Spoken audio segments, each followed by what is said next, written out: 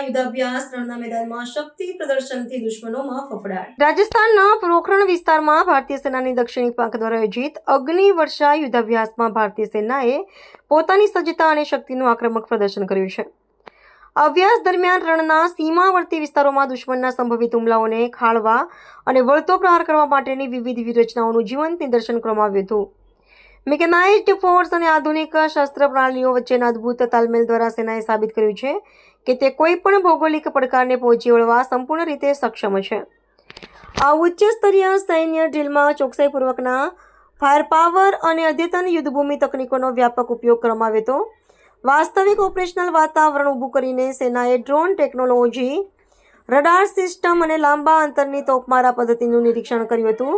આ કાર્યક્રમની વિશેષતા એ હતી કે 25 વિવિધ દેશોના સંરક્ષણ ક્ષેત્રના પત્રકારોએ આ ઉચ્ચ તીવ્રતાવાળી કવાયતને પ્રત્યક્ષ નિહાળી હતી, જેનાથી વૈશ્વિક સ્તરે ભારતની વધતી જતી સૈન્ય શક્તિ અને સ્વદેશી સંરક્ષણ ક્ષમતાનો સંદેશ પહોંચ્યો છે।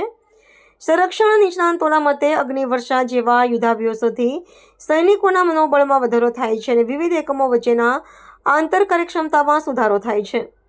ભવિષ્યમાં આધુનિક યુદ્ધના બદલાતા સ્વરૂપને ધ્યાનમાં રાખીને ભારતીય સેના સતત પોતાની ક્ષમતાઓમાં વધારો કરી રહી છે।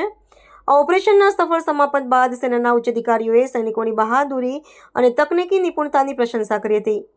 આગામી સમયમાં સરહદી સુરક્ષાને વધુ લોખંડી બનાવવા માટે આવા અનેક પ્રાયોગિક પરીક્ષણો ચાલુ રાખવાની સેનાની યોજના છે।